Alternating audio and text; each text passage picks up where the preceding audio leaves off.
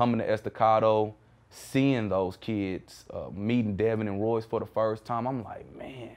And I was coming from the Metroplex, where I've coached kids that are getting these offers, coached against kids that are getting these offers. And I walk up and meet Royce and Devin. Those are the same type of kids, the same ones. Move just as well, just as fast, just as big, just as strong. Have the grades and great character guys. And so I'm like, man, these guys, they deserve a look.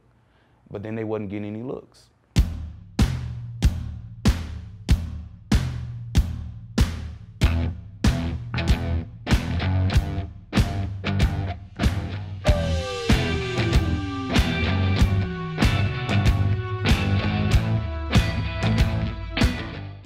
I understand that just schools are not just going to walk through the doors just because. I mean, so we have to go get them. And I just had that hunt mentality, and that we're going to do whatever we have to do to sell our kids, whether that be social media, whether that be emailing, calling. I mean, I do it all just to try to get a guy a look. And so I don't mind it, but I know it pays off in the end. Mine started like when coaches started following me on Twitter and started like reaching out to me, sending me camp invites and stuff like that. From last year, it was like almost into the 9th game when all the coaches started coming through and talking to us. Sonny Cumbie was the only one I didn't get to talk to. The day he came, I ain't come to school. I had talked to Coach Cumbie. He talked to me that morning, Coach Shavers and I, and we brought a couple of kids down. Devin was one of them that we felt like he needed to get a look-see at. Royce was also one of them, and we couldn't get a hold of him. And so Coach Cumbie, he left, and Royce missed that boat, and I knew that he was having some trouble with his phones. And I think I missed because I missed the bus that day, and my phone was off, so I didn't know until like I got around some internet, because Coach clearly had texted me and told me. So when I found out, I just really just sat down and thought about it. I got kind of mad at myself. And when I saw him in the hallway, I was like, man, we just missed an opportunity. You know, Coach Cumbie came, and I know it was heartbreaking for him. It was heartbreaking for me because I know how important it was to actually get our players in coaches' face so they can really get a look at them and it not just be a name coming across a computer screen or maybe even just film. They just actually can see, man, this guy looks apart. When I knew it came, that helped me come to school more. Like, I've not missed a day since. And it just felt like I might have lost out on an opportunity because I know they like to see you in person. So I feel like I kind of lost on that. And so it was heartbreaking, but I told Royce, look, we're just going to shake back from this. He'll come back around. Make sure you continue to do what you do, and it'll take care of itself.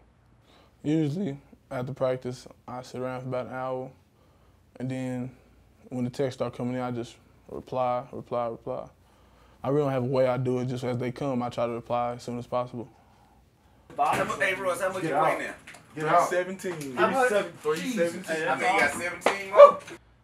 It's not a good deal when colleges and recruiters are not straightforward.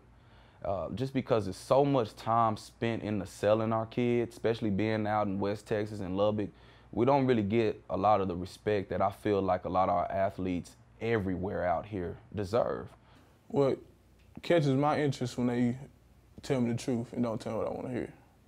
Like when I was weighing around 340, the coach was telling me you need to lose weight. And pretty much some of us told me we need to lose weight or we're not interested. I feel like just the honesty, that's what I like. Like, you ain't got to sugarcoat it. Just give me what I need to know. Anybody that's ever dieted, especially us fat people, know that the last part is the hardest part. So Royce is he's pushing. So hopefully he'll drop those last 6 or 7 pounds here over the next few weeks, and he's doing it the right way. He's not doing any type of, where he's just not eating and stuff like that. He's eating and he's working hard, and so we're all, crossing our fingers that he can get down to that weight. I'm 310. I'm trying to hit that 300. And when you get closer and closer, it get harder and harder, but I just try to cut back on stuff that's considered junk food and stuff like that. I try to eat more fruit and vegetables. Even sometimes I might try to just cut out less meat too, just because meat has fat, like beef and all that. He was walking through the parking lot the other day, this was a couple weeks ago, and I didn't know who he was. I didn't recognize him. He was walking. I saw a profile view of him, and I was just like, who is that kid? Man, that kid looks like a stud. I was like, that's Royce. So when he finally turned the corner, I realized it's Royce. But he's just completely changed his entire body. You know, he's lost all that fat and replaced it with muscle. And so it's definitely helped him on the field for sure. Well, I tell you, the biggest thing that I've noticed was just his determination and his will to cut that weight. And he's done everything that he could possibly do.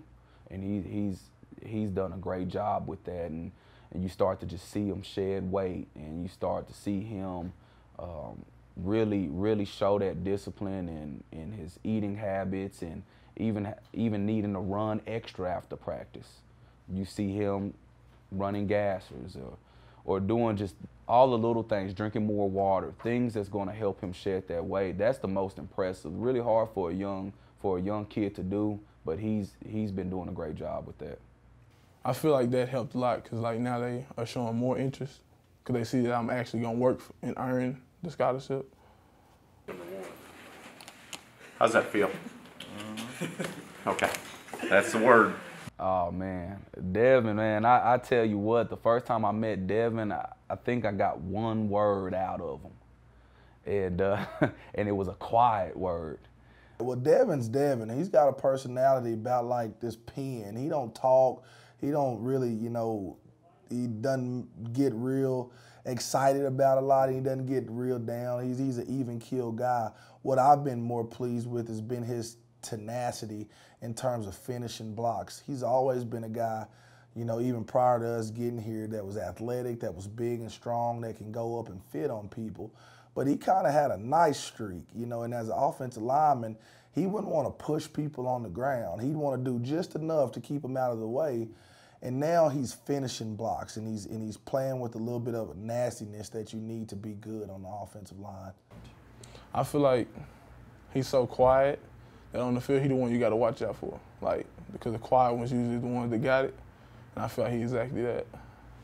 Like on one play last week, we made a wrong block, and I told Coach to just run it behind me, and we wound up scoring.